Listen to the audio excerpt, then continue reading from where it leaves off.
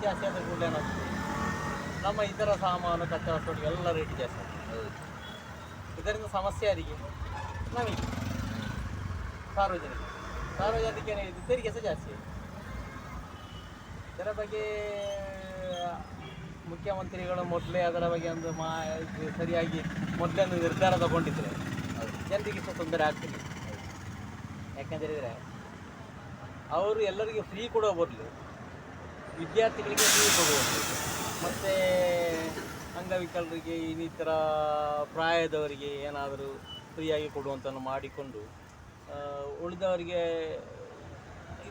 ಇದ್ದ ವ್ಯವಸ್ಥೆಯನ್ನು ಅದೇ ರೀತಿ ಪಾಲನೆ ಮಾಡಿಕೊಂಡು ಕೆಲವು ಸಾಮಾನುಗಳಿಗೆ ಅದಕ್ಕೆ ರೇಟ್ ಕಮ್ಮಿ ಮಾಡಿದರೆ ಎಷ್ಟೋ ಉಪಕಾರ ಆಗಿದೆ. ಅದು ಅವರು ಮಾಡಲಿಲ್ಲ. ಅವರು ಮಾಡಿದಲ್ಲ ಈಗ ಜನರುಗಳಿಗೆ ಉಪದ್ರವೇ ಆಗಿದೆ.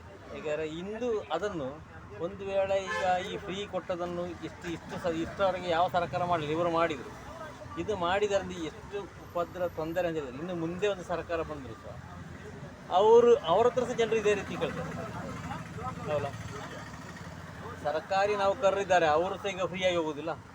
ಈ ಬಸ್ಸೆಲ್ಲ ಫ್ರೀ ಮಾಡಿದರು, ಬಸ್ ಫ್ರೀ ಮಾಡಿ ಸರ್ಕಾರಿ ನೌಕರರು ಮತ್ತು ಕೆಲವು ಪ್ರೈವೇಟ್ ಕೆಲಸವರು ಮನೆಯಲ್ಲಿರೋ ಹೆಂಗಸರಿಗೆ ಎಂತ ಉಪಕಾರ? ಹೌದಲ್ಲ? ಇಲ್ಲ. ಅದೆಲ್ಲ ಆಲೋಚನೆ ಮಾಡಿದರೆ ನಮಗಿದು ಅವಶ್ಯಕತೆ ಇಲ್ಲ. 2,000 ರೂಪಾಯಿ ಈಗ ಹೆಂಗಸರಿಗೆ ಕೊಡುವಂಥ ಉದ್ದೇಶ ಯಾಕೆ? ಹೌದು, ಯಾಕೆ ಬೇಕು? ಅದು ಅವಶ್ಯಕತೆಯೇ ಇಲ್ಲ. ಯಾಕಂದರೆ 2,000 ಇವತ್ತು ಎಲ್ಲರೂ ದುಡಿದು ತಿನ್ನೋರೆ. ಹೌದಾ? ಪ್ರಾಯಸ್ಥರಿಗೆ ಕೊಡಲಿ.